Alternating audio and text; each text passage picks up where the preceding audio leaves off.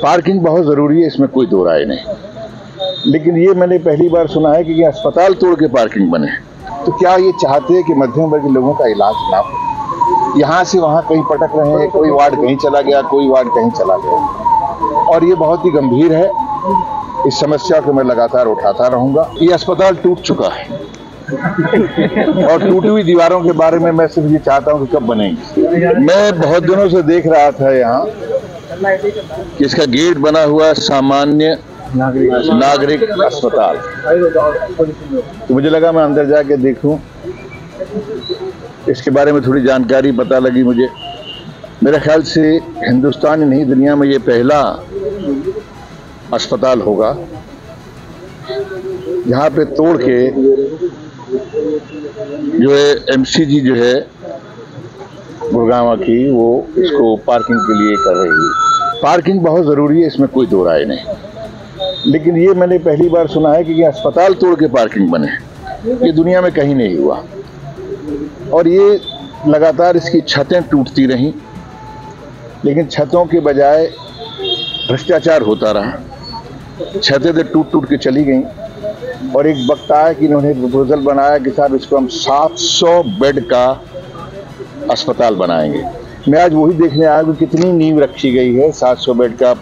जो पूर्व मुख्यमंत्री थे, जो इनके बाद इनसे पहले जो थे, और अब वो शायद अर्बन डेवलपमेंट मिनिस्टर हो गए केंद्र में।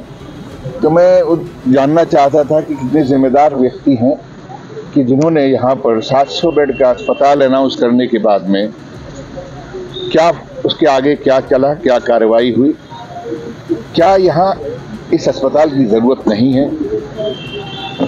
और मुझे इसलिए भी इस बात के लिए नज़र आया कि मुझे ज़रूर जाना चाहिए, क्योंकि चुनाव में मैंने ये मुद्दे उठाए थे, यहाँ की जो समस्याएं उनके लेकर मुद्दे उठाए थे, और उन मुद्दों का असर ये हुआ कि मैं जैसे ही मैंने धन्यवाद टूर ख़त्म किया और मैंने यहाँ के अधिकारियों से टाइम मांगा, और मैंने सबसे पहला मुद्दा सफाई का, क्योंकि जो बरसात आ रही है उसके लिए ये तमाम चीज़ें जो हैं इतनी ज़रूरी हैं।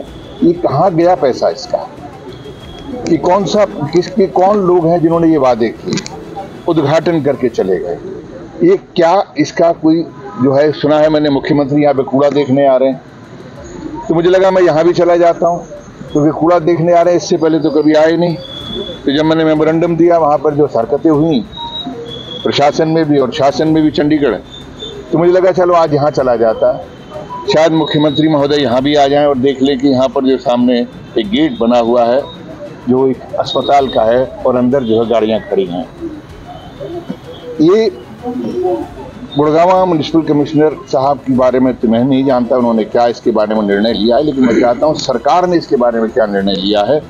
मैं आज के बाद इसको टेकअप करूँगा, और अभी तो मैं सिर्फ इसको उठाकर इस बात का एहसास कराना चाहता हूँ कि देखो, तुम लोगों ने ये कहा था कि तुम जो हो यहाँ पर 700 बेड बनाओगे, 700 बेड का हॉस्पिटल बनाओगे। तुमने जमींदोज कर दिया पूरा का पूरा अस्पताल, और जमींदोज करने के बाद में किसका नुकसान हुआ? गरीबों का, मध्यम वर्गीय लोगों का। तो क्या ये चाहते हैं कि मध्यम वर्गीय लोगों का इलाज ना हो? यहाँ से वहाँ कहीं पटक रहे हैं, कोई वार्ड कहीं चला गया, कोई वार्ड कहीं चला गया, और ये बहुत ही गंभीर है।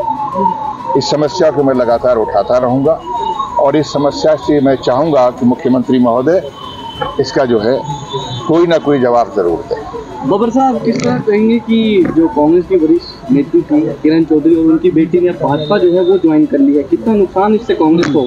ये अस्पताल टूट चुका है और टूटी हुई दीवारों के बारे में मैं सिर्फ ये चाहता हूँ कि कब बनेंगी।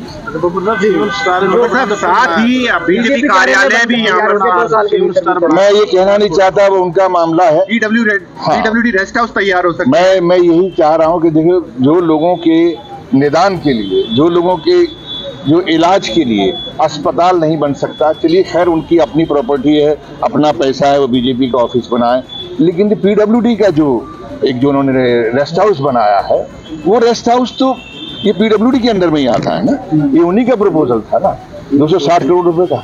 तो क्यों नहीं बना? अपने रहने के लिए या मंत्रियों को खुश करने के लिए आप 4 बेडरूम 5 बेडरूम के पीडब्ल्यूडी रेस्ट हाउस बना लेते हैं, लेकिन जो गरीबों के लिए या मध्यम वर्गीय लोगों के लिए आप अस्पताल नहीं बना सकते। सर किरण चौधरी ने भी बीजेपी ज्वाइन कर ली, उनका अपना इरादा है।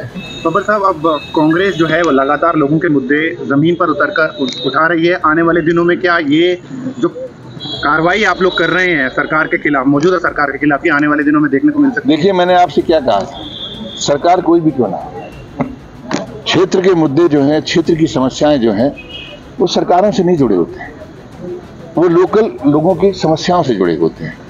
मेरी सरकार आएगी, ये निश्चित नजर आ रहा है।